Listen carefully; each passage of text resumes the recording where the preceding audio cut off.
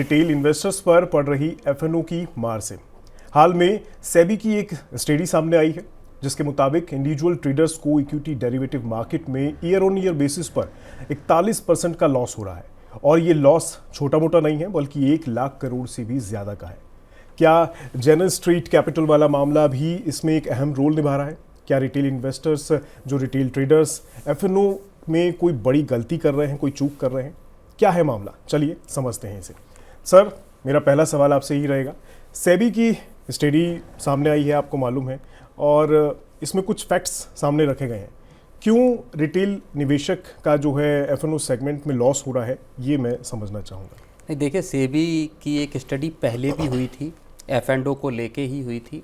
उसमें सेबी ने ये कहा था कि 91% जो लोग करते हैं एफ&ओ में या डेरिवेटिव्स में ट्रेड करते हैं, उनमें 91% लोगों को इसमें नुकसान उठाना पड़ता है और ऐसे में आम लोगों को बिना जानकारी के या बहुत अच्छे से जब तक वो इसके लिए तैयार ना हो एफ&ओ ट्रेड से बचना चाहिए। ये सेबी ने साफ तौर पे कहा था, 1 साल पहले की बात है जी। अब सेबी की एक बार फिर से एक बड़ी रिपोर्ट आई है, स्टडी आई है, आज सुबह ही आई है, जिसमें साफ तौर पे ये बताया गया है कि भले तमाम जो जानकार हैं वो बार बार लोगों को चेतावनी देते हैं कि आप एफ&ओ से, डेरिवेटिव ट्रेड से आप खुद को दूर रखें, इसके बावजूद इस सेगमेंट में, इस मार्केट में लोगों का अपने हाथ जलाने का जो सिलसिला है वो जारी है और न सिर्फ जारी है बल्कि वो बढ़ता दिखाई दे रहा है। लोगों के लॉसेस बढ़ते हुए नज़र आ रहे हैं जी। अब FY24 की बात करें, यानी 2023-24 की बात करें, तो लोगों को, जो आम रिटेल इन्वेस्टर है, छोटे इन्वेस्टर्स की मैं बात कर रहा हूँ, उनको लगभग 74,000 करोड़ रुपए का क्यूमुलेटिव लॉस हुआ था, सारे अगर हम रिटेल इन्वेस्टर्स को मिला दें जी। 1 साल बाद अब जब सेबी की स्टडी फिर से आई है, उसमें यह कहा गया है कि FY25 में, यानी 2024-25 में ये लॉसेस बढ़कर आपके 1,06,000 करोड़ रुपए पे पहुंच गए हैं। इसमें 40% से ज़्यादा का इजाफा हुआ है, 41% अगर हम एग्जैक्टली बात करें जी। यानी सेबी की तमाम चेतावनियों के बावजूद, तमाम वार्निंग्स के बावजूद, और पिछले साल सेबी ने एफ&ओ ट्रेडिंग को लेके तमाम तरह के अपने रेगुलेशन जो है वो टाइट किए थे, जिसमें मिनिमम लॉट साइज बढ़ा दिया था और बहुत सारे ऐसे उपाय किए थे ताकि छोटे इन्वेस्टर इससे खुद को दूर रखें, अपना लॉसेस न करें। इसके बावजूद ये आंकड़ा बढ़ के 1,06,000 करोड़ पे पहुंच गया है। अगर आप एवरेज देखेंगे तो वो तादाद भी बढ़कर 1 लाख रुपए, 1.1 लाख जो रुपए है वो एवरेज जो कस्टमर है या ट्रेडर है उस पर पहुंच गई, छोटे निवेशक की बात करें। इसमें अगर आप देखेंगे तो 27% का तगड़ा इजाफा यहाँ दिखाई दे रहा है। तो ओवरऑल जो है पिछले साल 86,000 रुपए का लॉस दिखाई दे रहा था, इस बार वो बढ़कर 1 लाख रुपए के लॉस पे पहुंच गया है। एक और फैक्टर जो इम्पोर्टेंट है, जो सेबी की स्टडी में सामने आ रहा है, वो ये है कि पिछले साल जो इन्वेस्टर्स की तादाद जो थी एफ&ओ में ट्रेड करने वाले रिटेल इन्वेस्टर्स, वो लगभग 86 लाख के आसपास थे।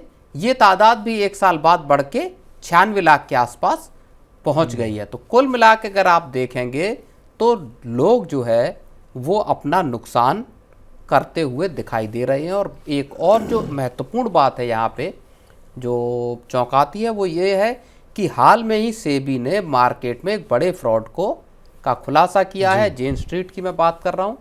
36,500 करोड़ रुपए का जो डेरिवेटिव ट्रेड के जरिए प्रॉफिट बनाने का आरोप सेबी ने जेन स्ट्रीट पे लगाया है। हालांकि उसमें बहुत सारी चीज़ें चल रही, लेकिन ऐसे वक्त पर हम ये देख रहे हैं कि जो छोटे निवेशक हैं वो मात खा रहे हैं। बड़े निवेशक जो हैं, इंस्टीट्यूशनल इन्वेस्टर जो हैं, बड़े जो मार्केट में खेल करने वाले लोग हैं, वो यहाँ पे भले मुनाफा बना रहे हैं, लेकिन जो लालच है वो छोटे निवेशकों को डुबाता हुआ दिखाई देता है। मतलब बीते कुछ टाइम के अंदर निवेशकों की संख्या बढ़ गई है, लेकिन वो निवेशक जो है एफ&ओ सेगमेंट की तरफ आकर्षित हो रहे हैं, शायद इसलिए कि उसमें ज़्यादा बड़ा मुनाफा एकदम से दिखाई देता है। सर, ये इन्फ्लुएंस होने का कारण क्या है? इसके पीछे कौन लोग ऐसा रोल निभा रहे हैं जो लोग एफ&ओ सेगमेंट की तरफ एकदम से आकर्षित हो रहे हैं? बाजार में तो और भी तरीके हैं ना पैसे कमाने के। देखिए, सबसे बड़ा तो जो अट्रैक्शन है वो है लालच का।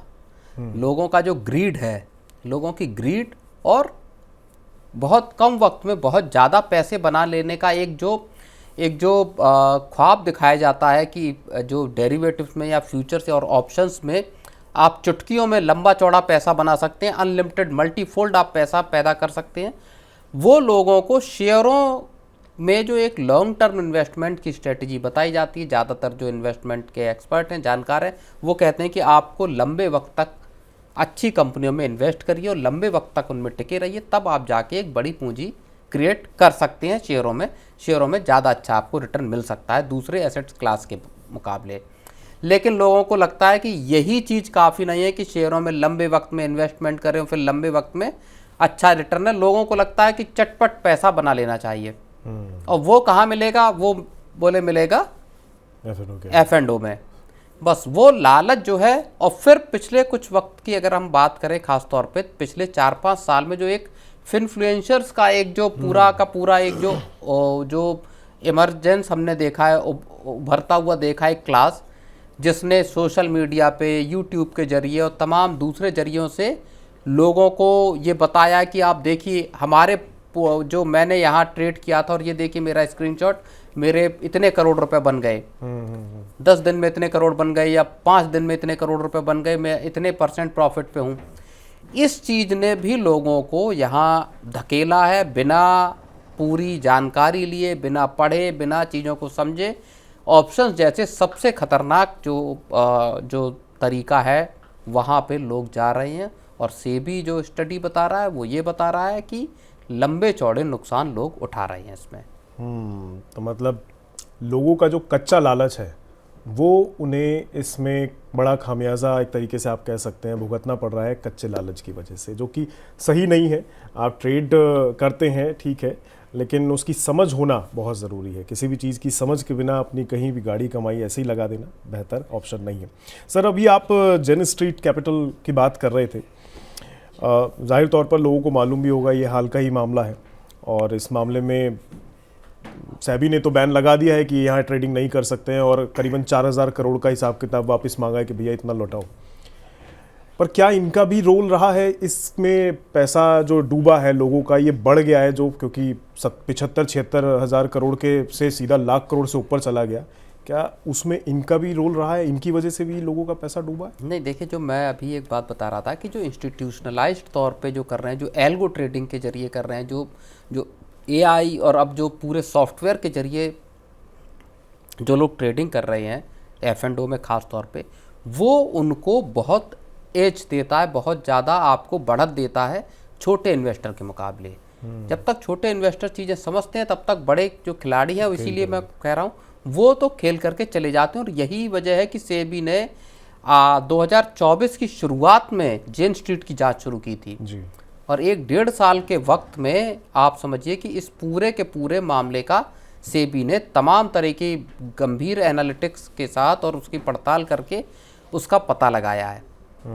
हालांकि जेन स्ट्रीट भले कह रहा है कि हम इस मामले को पूरे को चुनौती देंगे, सेबी किस तरह से जो आरोप लगाए हैं और बाकी जो एक्शन है सेबी का, लेकिन फिलहाल जो सेबी का जो और खुद सेबी चीफ जो तुहिनकांत पांडे, उन्होंने भी कहा, कल एक बयान दिया, उन्होंने कहा कि हम मार्केट को किसी को भी मैनिपुलेट नहीं करने देंगे, खास तौर पर F&O सेगमेंट पे हमारी तगड़ी निगरानी जारी रहेगी।